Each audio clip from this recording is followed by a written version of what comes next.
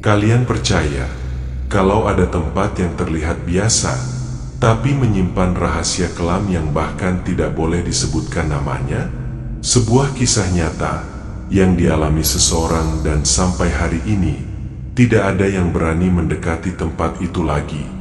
Jadi, matikan lampu kalian sekarang, pakai headset dan siapkan diri kalian, karena cerita ini bisa saja terjadi di sekitarmu. Sebelum cerita dimulai, pastikan kalian sudah tekan tombol subscribe, nyalakan loncengnya agar kalian tidak ketinggalan kisah-kisah horor nyata berikutnya. Tinggalkan komentar jika kalian pernah mengalami kejadian serupa dan tulis di bawah cerita apa yang kalian ingin dengar selanjutnya. Karena siapa tahu kisahmu yang akan kami angkat berikutnya.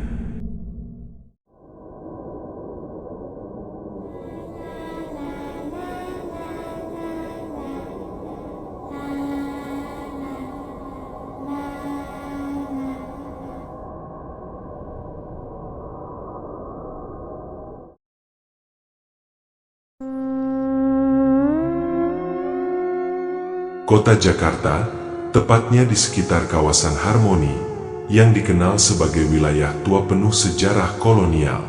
Di sana berdiri sebuah menara tua peninggalan Belanda yang sudah lama ditinggalkan dan kini terkunci rapat.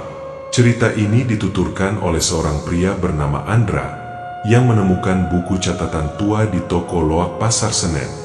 Buku itu milik seorang penjaga bangunan tua tahun 1980-an. Dan mengandung kisah tentang ritual tumbal manusia yang dilakukan agar menara tidak memanggil jiwa-jiwa dari dunia lain. Andra awalnya hanya penasaran, tapi makin lama, ia merasa seperti sedang diburu sesuatu, dan buku itu bukan sekadar catatan sejarah, tapi peringatan. Aku bukan tipe orang yang percaya tahayul, tapi semua berubah sejak hari itu. Hari ketika aku membeli sebuah buku lusuh di Pasar Senen. Hari Sabtu siang, matahari menyengat jalanan Jakarta. Aku sengaja mampir ke toko loak tua dekat rel kereta, mencari buku-buku sejarah untuk riset konten YouTubeku. Penjualnya, seorang bapak tua yang lebih banyak diam, hanya menunjuk ketumpukan kardus berdebu di sudut lapak. Di sanalah aku menemukannya. Sebuah buku catatan bersampul kulit coklat tua, tanpa judul. Di dalamnya, tulisan tangan rapi dengan tinta yang mulai memudar. Di halaman pertama tertulis, catatan harian, Darsiman, penjaga Menara Harmoni, 1983. Menara Harmoni? Aku terdiam. Aku tahu daerah itu. Sebuah menara tua peninggalan Belanda yang kini terkunci dan dianggap bangunan cagar budaya. Katanya, menara itu dulu digunakan sebagai pos pengawas dan sempat difungsikan sebagai penjara bawah tanah. Buku itu dibanderol 5.000. Aku membelinya tanpa pikir panjang. Malam harinya, aku mulai membaca. Lembar demi lembar, catatan Darsiman terasa janggal. Ia menulis soal kejadian-kejadian aneh di menara, suara langkah kaki padahal ia sendirian, bayangan hitam yang berdiri di ujung tangga, hingga mimpi buruk tentang orang-orang yang dikurung dan disiksa di ruang bawah. Di salah satu halaman tertulis, aku diminta tetap bungkam oleh mereka. Katanya, setiap malam Jumat Kliwon, aku harus membuka lantai 3. Mereka butuh pintu. Aku cuma penjaga. Aku merinding. Keesokan harinya, aku kembali ke lapak untuk bertanya soal buku itu. Tapi lapak tersebut sudah tak ada. Bahkan petugas keamanan Pasar Senen bilang tak pernah ada pedagang bernama seperti yang aku sebutkan. Aku pikir itu cuma kebetulan. Tapi sejak aku membawa pulang buku itu, malam-malamku berubah.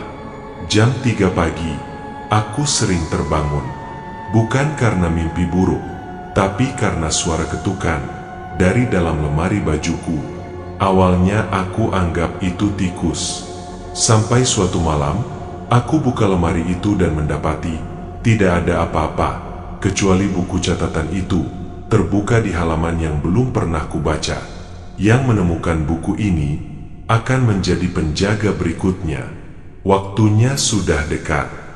Tanganku gemetar. Dan di balik halaman itu, aku baru sadar, ada satu lembar tipis seperti peta menuju lantai bawah Menara Harmoni, ditandai lingkaran merah dan tulisan samar, tempat tumbal terakhir disimpan. Aku menatap buku itu lama. Aku bisa saja membuangnya, tapi bagian dari diriku ingin tahu lebih jauh. Dan mungkin itu yang diinginkan oleh mereka yang menulis catatan ini. Hari Minggu sore, aku kembali membuka buku itu, kali ini dengan sarung tangan dan hati-hati. Entah kenapa, tiap menyentuh halamannya langsung, tanganku selalu terasa dingin seperti menyentuh es batu. Tapi rasa penasaran mengalahkan rasa takut. Catatan Darsiman berlanjut di tanggal 4 April 1983, jam 1 malam. Menara sepi, tapi suara itu kembali. Seperti rantai diseret, diselingi desahan berat dari tangga lantai 3. Aku tidak berani naik, tapi pintu kamar bawah tiba-tiba terbuka sendiri. Aku melihatnya lagi.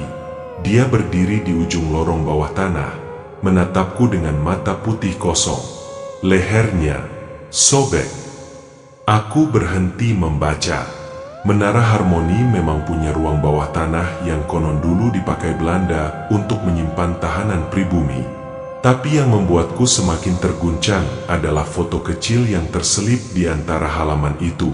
Foto hitam putih, buram, menunjukkan seorang pria tua berseragam satpam berdiri di depan menara. Di baliknya, jika diperhatikan dengan seksama, terlihat bayangan hitam panjang menjulur dari salah satu jendela lantai 3. Aku memindai foto itu dengan kamera HP. Saat aku zoom, mataku tertumbuk pada sesuatu. Di jendela itu, ada wajah.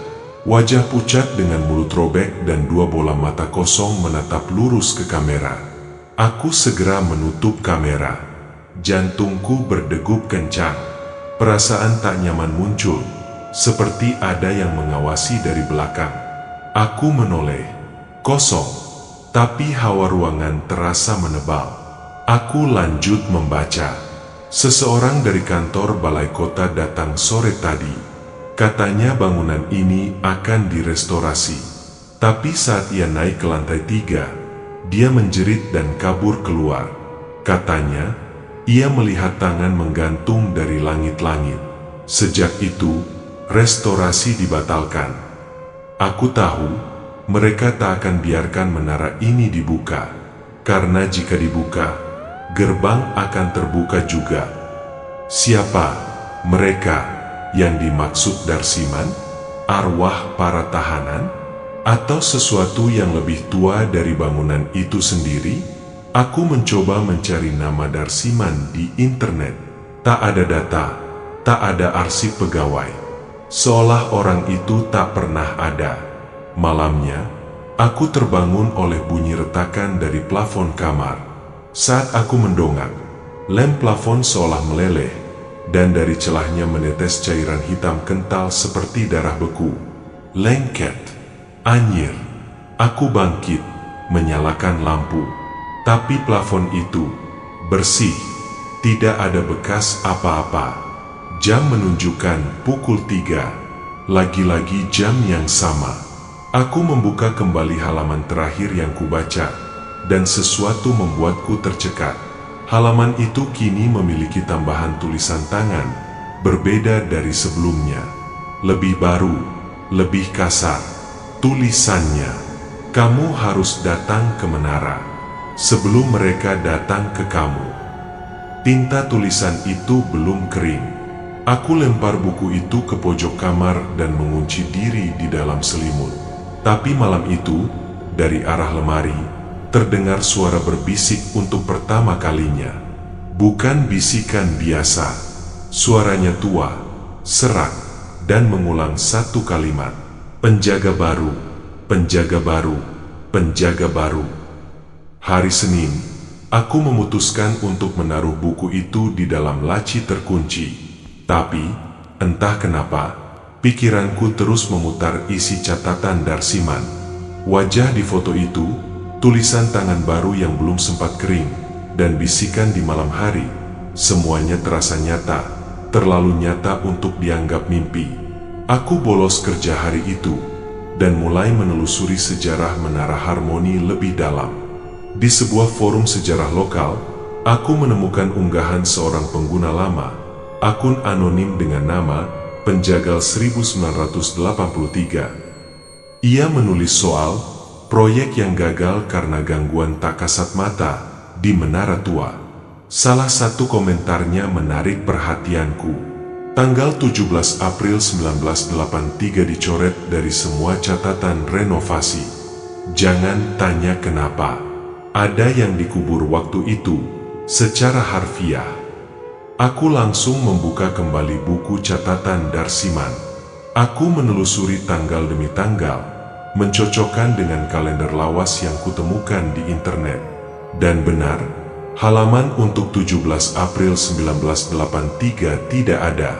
Langsung lompat dari tanggal 16 ke 18. Aku coba menyinari sisi halaman itu dengan senter dari samping, metode yang biasa digunakan untuk membaca tulisan yang terhapus.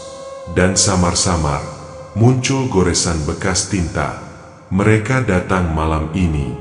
Aku tak bisa lari. Tenggorokanku tercekat. Tak ada penjelasan siapa mereka. Tapi di bawah tulisan itu, lebih samar lagi, tertulis angka 313. Kode, nomor ruangan, atau waktu, aku tak tahu. Yang membuat bulu kuduku meremang, lembaran di sebelahnya, yang sebelumnya kosong, kini bertuliskan satu kalimat pendek. Jangan abaikan suara ketiga. Aku berhenti membaca dan meraih HP. Kutelusuri berita-berita lama, arsip koran jadul. Ada satu artikel pendek dari tahun 1983, dimuat di koran lokal. Pria ditemukan tewas di dalam Menara Harmoni, diduga satpam bangunan.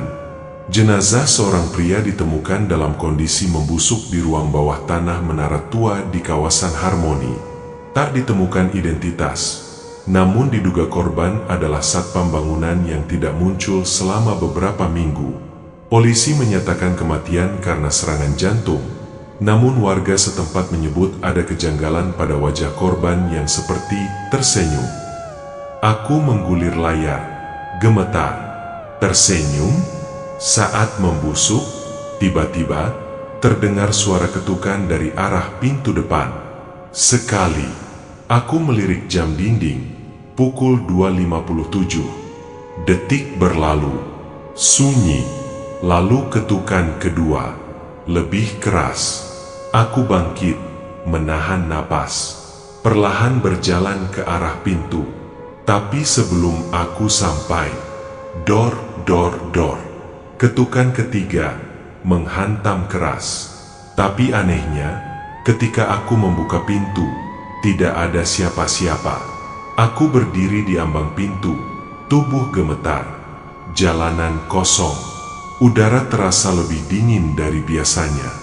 Tapi saat aku menoleh kembali ke dalam rumah, di lantai ruang tamu, tergeletak buku catatan itu. Padahal tadi aku kunci di dalam laci. Buku itu terbuka pada halaman baru, dan tulisan tangannya berbeda lagi. Kali ini huruf-hurufnya seperti dicakar. Kamu sudah dengar 3 ketukan. Sekarang giliranmu membuka pintu mereka. Setelah malam itu, aku tidak bisa tidur. Bukan karena takut, tapi karena suara-suara dari dinding mulai muncul. Kadang terdengar orang mengerang pelan, kadang seperti langkah pelan yang berjalan di atas plafon. Aku sudah tidak waras, tapi rasa penasaran sudah terlanjur jauh. Rasanya seperti ada sesuatu yang menuntunku, sesuatu yang menginginkan aku kembali ke Menara Harmoni. Pagi harinya, aku naik KRL ke arah Jakarta Kota, lalu lanjut jalan kaki menuju kawasan Harmoni. Menara itu berdiri di antara bangunan kantor tua dan halte bus. Tingginya hanya 3 lantai, tapi arsitekturnya khas Eropa kolonial. Catnya mengelupas, jendelanya tertutup papan kayu. Dari luar terlihat biasa, tapi aku tahu, di dalamnya ada sejarah yang ingin dikubur dalam-dalam. Aku berdiri di gerbang besi berkarat yang dikunci rantai, tapi anehnya, rantai itu tidak digembok, hanya dililit seadanya. Seolah memang menungguku untuk membuka. Dengan ragu, aku dorong pintu gerbang. Suara keriyit panjang bergema ke seluruh halaman kosong. Bangunan itu lebih menyeramkan dari dekat. Plakat kuningan di dinding menyebut bangunan ini sebagai Menara Pengawas Benteng Batavia 1834. Tapi tak ada informasi siapa pemilik sekarang, atau mengapa bangunan itu dibiarkan kosong begitu lama. Aku menempelkan telinga ke pintu kayu. Sunyi. Lalu, seperti deja vu, ku dengar satu ketukan dari dalam. Tidak keras, tapi cukup jelas. Aku mundur selangkah. Teringat peringatan di buku, jangan abaikan suara ketiga. Dengan tangan gemetar, aku membuka pintu itu. Ruangan dalamnya gelap dan berdebu. Bau kayu lapuk dan tanah basah menyengat. Langkah kakiku menggema di antara dinding bata tua. Tak ada listrik, tapi cahaya matahari dari celah-celah dinding cukup membantu. Di tengah ruangan, aku menemukan sesuatu. Tangga spiral dari besi, mengarah ke lantai 2. Aku naik perlahan. Tiap anak tangga berdecit di bawah kakiku. Lantai 2 kosong. Hanya ada meja tua dan kursi kayu yang sudah patah. Dindingnya penuh coretan, simbol-simbol tak dikenal dan kata-kata dalam bahasa Belanda.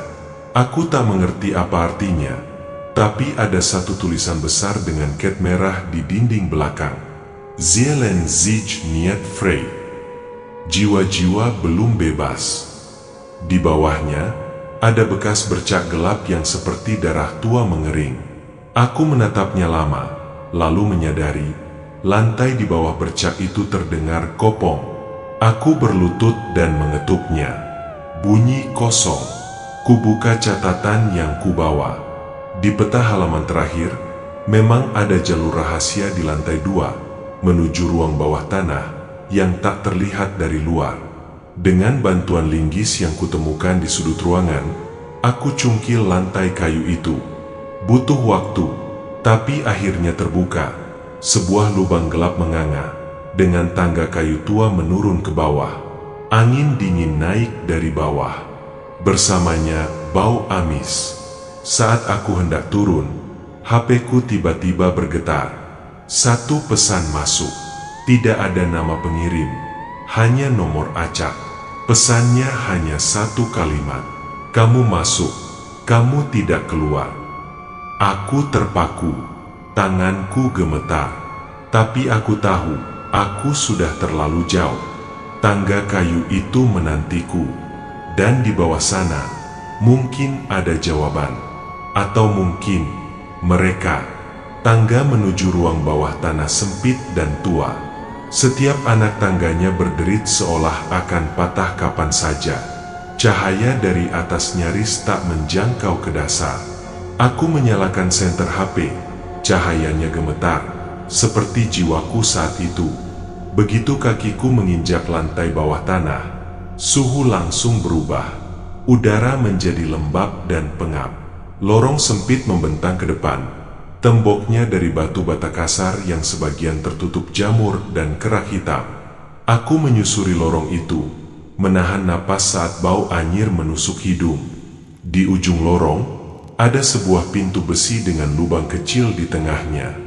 Di sisi kanan, tertempel pelat logam dengan tulisan pudar, CL3. Sel. Sel? Apakah ini dulu sel tahanan? Aku mengintip lewat lubang kecil itu. Gelap, tapi dari dalam, samar-samar terdengar suara napas. Lambat, berat, seperti seseorang yang sedang tertidur. atau pura-pura tidur. Aku menjauh dari pintu. Jantungku tak karuan. Tapi sebelum aku sempat melangkah kembali, sesuatu mengetuk balik dari dalam pintu. Tok, tok, tok, 3 kali. Seperti pola yang sama yang terus menghantui sejak malam pertama. Aku langsung lari kembali ke tangga atas. Tapi saat sampai ke permukaan, suara itu mengikutiku. Langkah kaki di belakangku. Padahal aku tidak sendirian di bawah tadi. Kan? Aku menengok. Lorong gelap. Tapi terdengar seretan rantai, lalu suara berat seperti orang tertawa pelan. Aku berlari ke lantai 2. Menutup kembali penutup lantai secepatnya. Napasku memburu.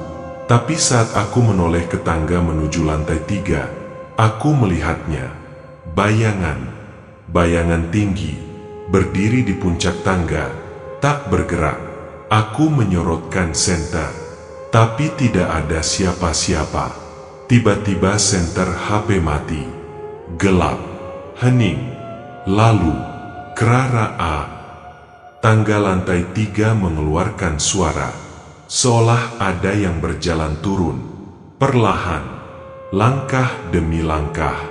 Aku tak bisa bergerak, kakiku seperti membeku, tapi langkah itu terus turun. Dan dari gelapnya tangga, muncul suara, penjaga baru, naiklah ke atas.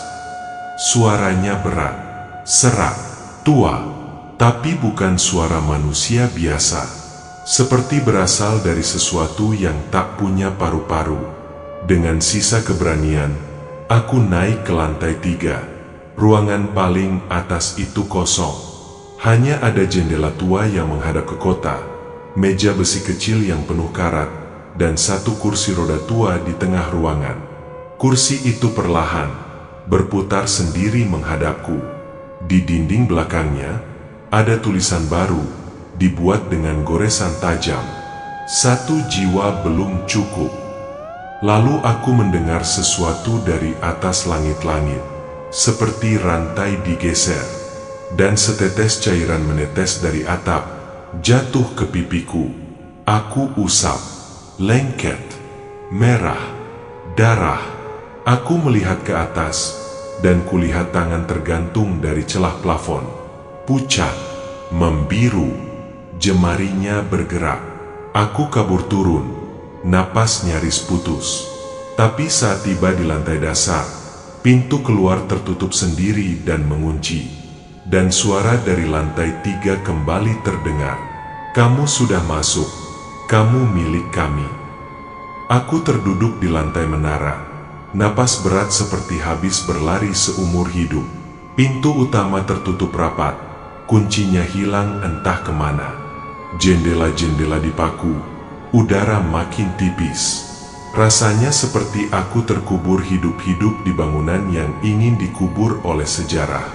Aku mencoba menenangkan diri, memutar otak. Buku catatan Darsiman masih di sakuku. Kubuka halaman terakhir yang kutandai. Di sana, goresan tinta merah menuliskan satu kalimat baru. Cermin itu menyimpan wajah yang ingin kembali. Cermin? Aku mencoba mengingat. Di lantai 2, di pojok ruangan dekat meja kayu lapuk, sempat kulihat sesuatu tertutup kain putih kotor. Kakiku gemetar, tapi aku kembali ke lantai 2. Ruangan terasa lebih dingin. Seolah menara ini menyadari aku mulai tahu terlalu banyak. Kain putih itu menggantung lusuh. Kupegang ujungnya, lalu kutarik perlahan. Cermin tinggi, bingkai kayu berukir klasik, retak di beberapa bagian, tapi masih cukup jelas memantulkan bayangan. Dan saat aku menatap ke cermin, aku melihat diriku, tapi bukan diriku. Mataku tampak lebih gelap. Di balik bahuku, bayangan pria tinggi berbaju satpam berdiri, menunduk menatapku. Tapi saat kutoleh ke belakang, tidak ada siapa-siapa. Kembali ke cermin, pria itu masih ada. Tangannya perlahan terangkat, menunjuk ke arah sesuatu di lantai. Aku mengikuti arah telunjuknya. Sebuah ubin longgar, sedikit menonjol keluar. Kucongkel dengan kuku, dan dari celah itu, kudapati sebuah foto lusuh. Foto hitam putih, memperlihatkan 4 pria berdiri di depan Menara Harmoni. Semuanya mengenakan seragam satpam. Salah satunya wajahnya sangat familiar. Darsiman, tulisan di belakang foto. Penjaga menara, April 1983. Kami sudah bersedia. Tinggal satu lagi. Jantungku mencelos. 4 orang bersedia, tapi tinggal satu lagi? Apa artinya mereka berlima? Atau butuh 5 tumbal? Dari cermin, terdengar suara napas dan detak jantung yang bukan milikku. Aku menoleh, cermin masih memantulkan bayanganku, tapi sekarang ada tangan pucat merambat dari sisi kanan bingkai. Kukunya panjang, warnanya kehitaman. Tangannya seperti terbuat dari kertas kering. Tangan itu menulis sendiri di permukaan cermin yang berembun. Tumbal belum genap. Kurasakan tubuhku menggigil hebat. Aku menjauh, terjatuh ke belakang. Tapi dari cermin, seseorang melangkah keluar. Tidak meloncat, tidak muncul tiba-tiba, tapi muncul perlahan dari dalam permukaan kaca, seperti permukaan air yang dibelah. Wujudnya tinggi, kurus, mengenakan topi satpam miring dan wajah yang tidak memiliki mata, hanya rongga gelap. Dia menunjuk ke arahku. Kamu yang kelima. Aku bangkit, lari ke lantai dasar, tapi semua pintu masih terkunci. Aku mulai menjerit, memukul dinding, berteriak meminta tolong, tapi dunia di luar tak mendengar. Seolah bangunan ini berada di dimensi lain. Dan kemudian, terdengar suara lift tua bergerak dari dalam menara. Padahal lift itu sudah tidak berfungsi sejak tahun 90-an. Bunyi roda besi berderit, lantai demi lantai, turun perlahan, menuju tempatku berada. Lift tua itu, aku yakin sudah tak berfungsi sejak puluhan tahun lalu. Relnya berkarat, kabel-kabel menjuntai seperti akar mati. Tapi malam itu, dari tengah menara yang terkunci rapat, aku dengar jelas suara mesin berat bergerak, disertai derit logam yang menyayat telinga. Krek, krek. Bunyi itu makin dekat. Aku berdiri membatu di depan pintu lift. Panel tombolnya mati total, tapi lampu di atasnya, yang sudah buram dan berdebu, mulai menyala satu persatu. Lantai 3, 2, 1, kemudian berhenti. Ting, pintu lift terbuka perlahan, seolah mengundang. Tapi yang kulihat di dalam tidak masuk akal. Ruangannya lebih besar dari lift normal. Tidak ada dinding logam, melainkan lorong gelap tak berujung, seperti terowongan bawah tanah. Angin dingin menyembur keluar dari dalam lift, membawa bau logam, tanah basah, dan sesuatu yang seperti daging busuk. Suara berat kembali terdengar, entah dari mana asalnya. Kamu sudah dipilih, masuklah. Temui mereka yang menunggumu. Aku mundur, panik, tapi di belakangku sudah berdiri sosok satpam buta yang kulihat di cermin, berdiri diam tanpa suara. Wajahnya hanya rongga gelap, tangannya menunjuk ke dalam lift. Aku tak punya pilihan. Jika aku tinggal, aku akan mati di dalam menara ini. Jika aku masuk, setidaknya aku tahu kebenaran apa yang selama ini disembunyikan. Dengan napas tertahan, aku melangkah masuk ke dalam lift. Begitu kakiku menyentuh lantai besi dalam ruangan itu, pintu tertutup sendiri, menimbulkan dentuman keras. Lampu di atas berkedip. Tiba-tiba, suara berdentang terdengar di telingaku. Lonceng tua, berdentang 7 kali. Dan perlahan, lift mulai turun. Tapi bukan ke lantai dasar. Turun lebih dalam, melewati batas bangunan, seolah menembus bumi.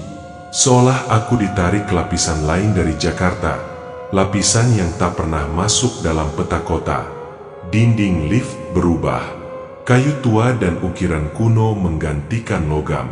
Simbol-simbol misterius mulai menyala samar. Aku menyentuh salah satunya dan mendadak mataku menangkap bayangan 5 orang berdiri diam di dalam lift bersamaku. Keempatnya memakai seragam satpam. Satunya lagi mengenakan pakaian seperti penjaga Belanda zaman kolonial.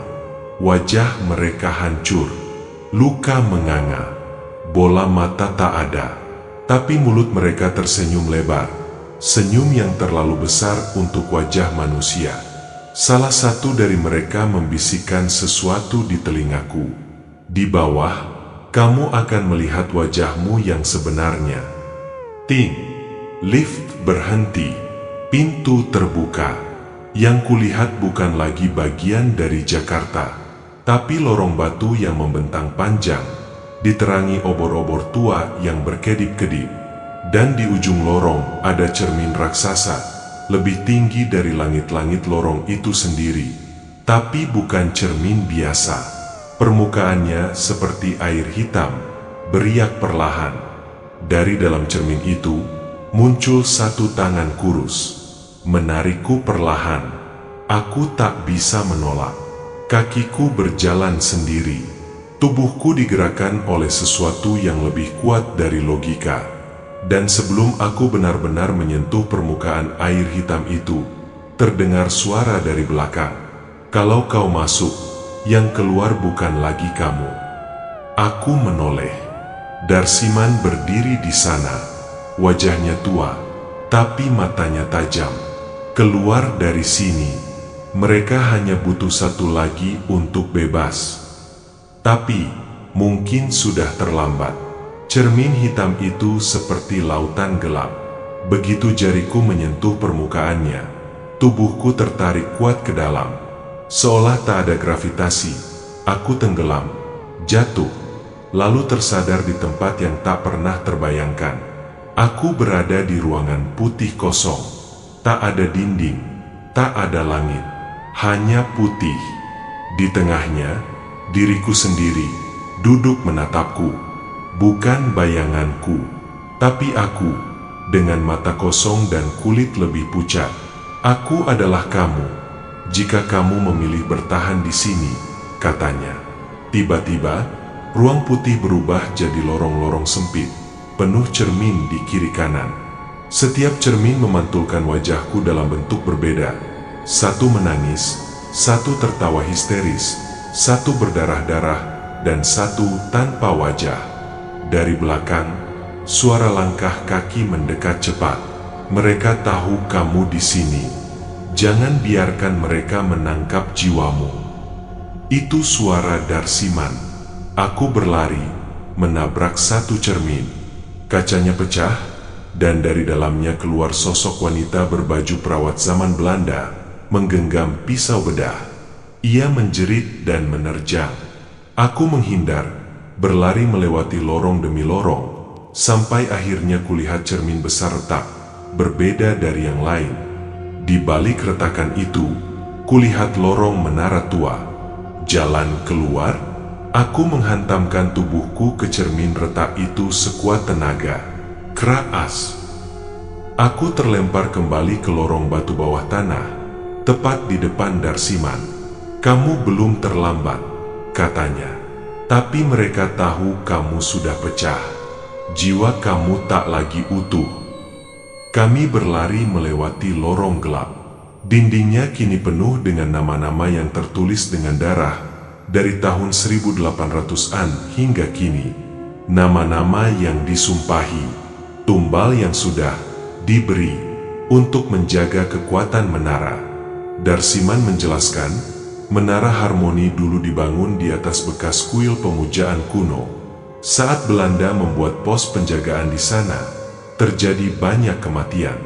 Akhirnya dibuat perjanjian gaib, agar tempat itu tetap tenang, harus selalu ada penjaga yang menyerahkan dirinya setiap beberapa dekade. 4 orang temanku sudah menyerahkan diri, kata Darsiman. Tapi mereka serakah.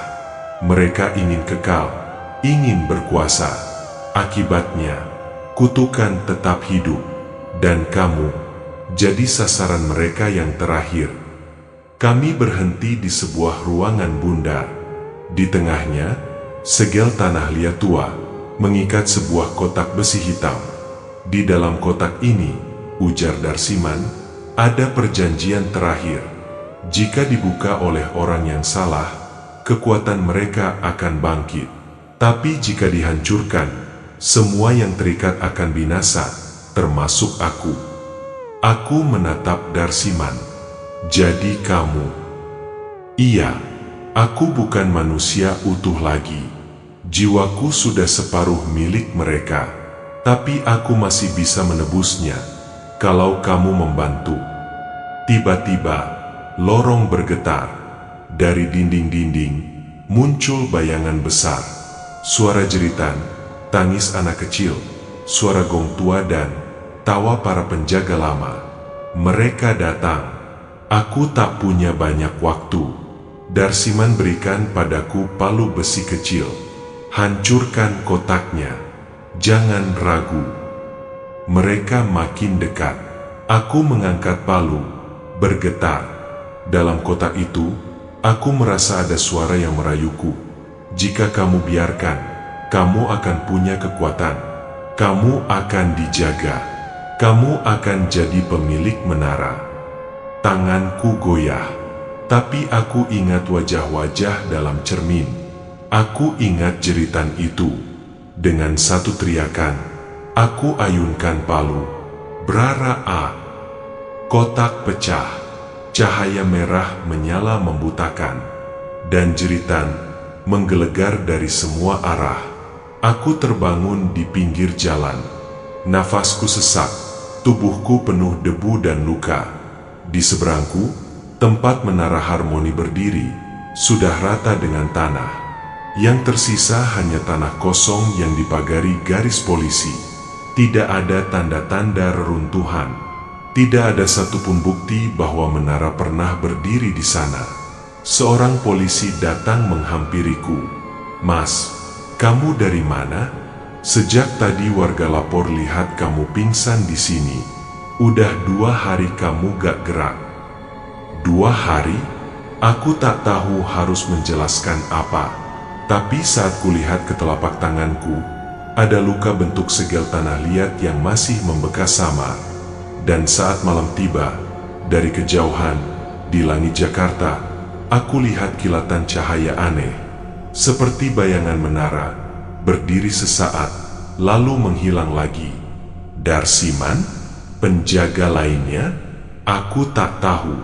Tapi aku tahu satu hal, beberapa perjanjian tak bisa dibatalkan.